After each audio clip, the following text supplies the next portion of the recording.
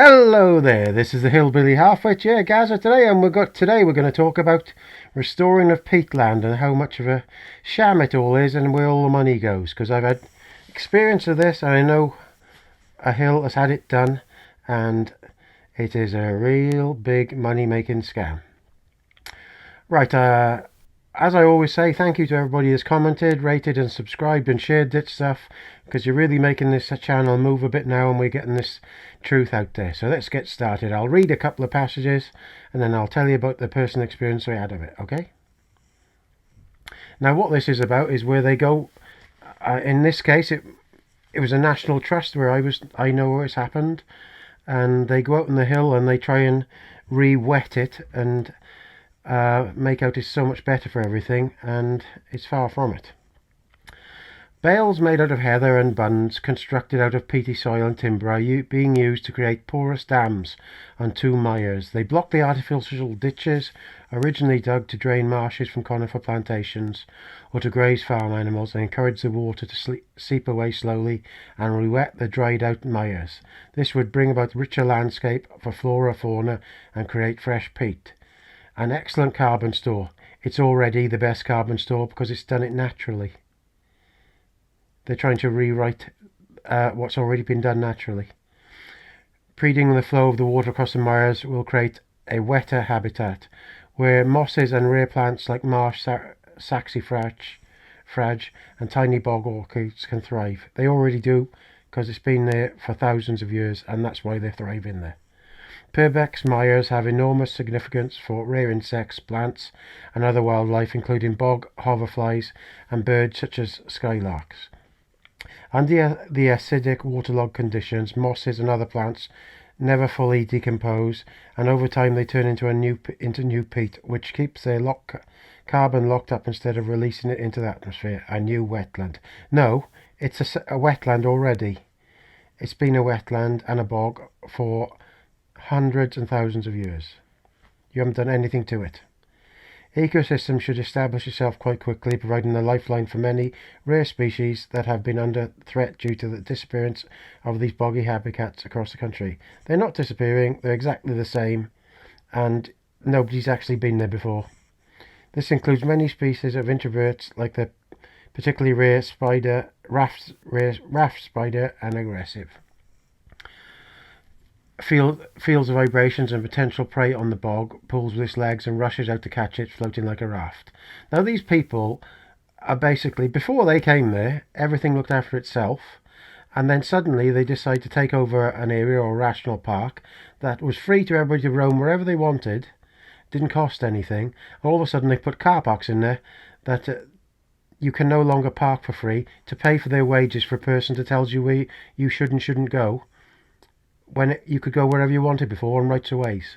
It's the biggest sham ever. All this car parking, where I live, up in Eland Valley, it's all to pay for the rangers that basically stop you seeing what you should be able to see for nothing.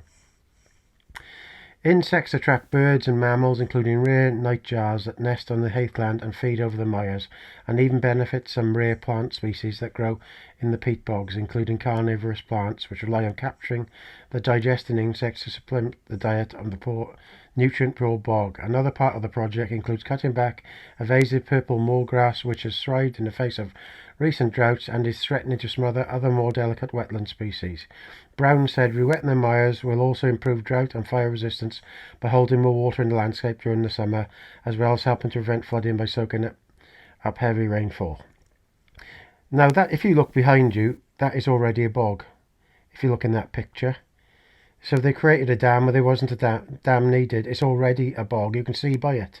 It's like a big bomb hole. These people are only doing things to make themselves look good.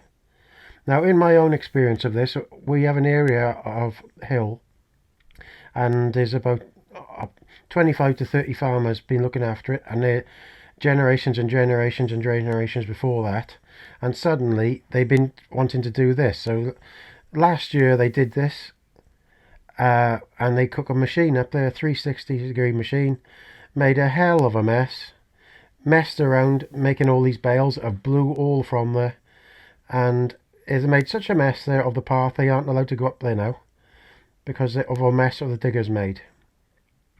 All the farmers weren't consulted, and that cost 700,000 to do that mess.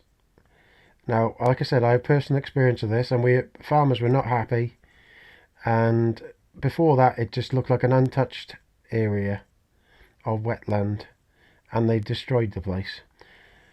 So all they do is create these National Trust areas. Have decided to put rangers in. They maybe put a couple of rangers in that they can't afford. So then they charge parking on those areas to pay for those rangers to stop you, the public, going there for free. That's what annoys me. So the area that I'm talking about now, there's about 25 to 30 farmers on there. Only got 100,000 between all of them for looking after that area. So in my case, it was like 1,500 quid, and many of the farmers don't get hardly anything.